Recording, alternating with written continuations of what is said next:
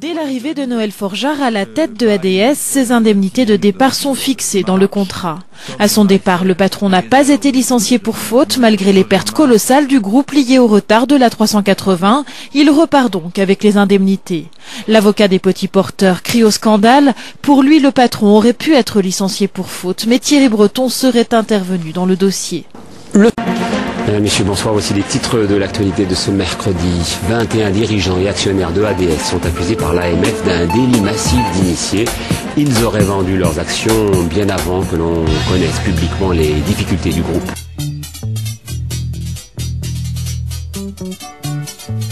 ADS, la maison mère d'Airbus, perd plus du quart de sa valeur quelques heures après l'annonce officielle du gros retard de l'A380. Un coup dur pour les actionnaires, mais pas pour 1200 cadres, dont 21 hauts dirigeants de ADS et Airbus qui ont massivement vendu leur stock options plusieurs mois auparavant, en novembre 2005 et mars 2006. Également examinée à la loupe par l'autorité des marchés financiers, la cession le 4 avril 2006 des 15% de ADS, détenus à égalité par le groupe Lagardère et l'allemand Daimler Chrysler. De son côté, l'État, également actionnaire à 15%, connaissait-il les difficultés d'Airbus, après qu'à Bercy, une note ait été remise dès le mois de décembre 2005 à Thierry Breton. Cette note ne faisait nullement état d'informations nouvelles concernant les retards de l'A380. C'est absolument formel sur ce point. L'ancien patron français de ADS, Noël Forgeard, avait été le premier mis en cause dans cette affaire de délit d'initié présumé. Aujourd'hui, son successeur, Louis Gallois, s'est limité à ce commentaire. Je n'ai rien à dire sur les suites de justice qui peuvent être... Frauder chez EADS, il faut que la justice aille jusqu'au bout, qu'on connaisse la vérité et que ceux qui se sont comportés de façon malhonnête soient punis à due proportion de ce qu'ils ont fait. Il ne peut pas y avoir une règle en bas et une règle différente en haut. J'irai jusqu'au bout de l'enquête pour savoir quelles ont été les responsabilités de l'État à ce moment-là. Nicolas Sarkozy était aujourd'hui à Macron. Un seul. C'est vous qui appréciez. Bon. Alors je veux bien appeler le public, appeler un ami, demander un... Souriant Arnaud Lagardère. Devant les députés à les caméras, il joue les patrons décontractés. Mais quand les questions le dérangent, il botte en touche.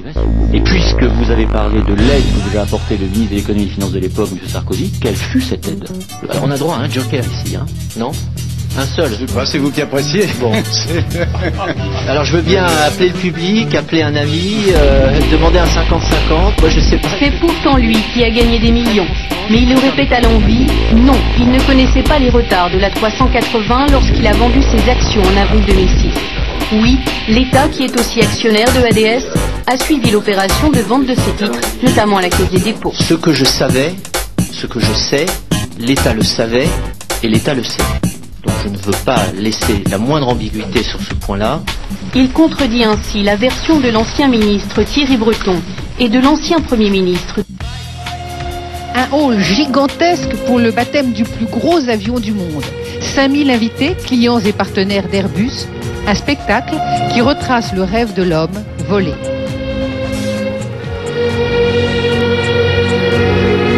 Côte à côte, Jacques Chirac, Tony Blair, José Luis Zapatero, Gerhard Schröder, image d'une Europe industrielle unie.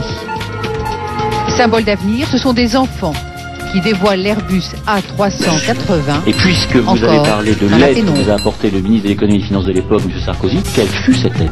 Alors on a droit à un joker ici, hein? Non? Un seul. C'est vous qui appréciez. Bon. C'est une magnifique création humaine, c'est une prouesse technique et c'est une très grande réussite européenne. Les chefs d'État et de gouvernement sont radieux. Le succès d'Airbus incarne la force de la construction européenne. C'est un message porteur aussi dans la campagne pour le référendum de la Constitution européenne.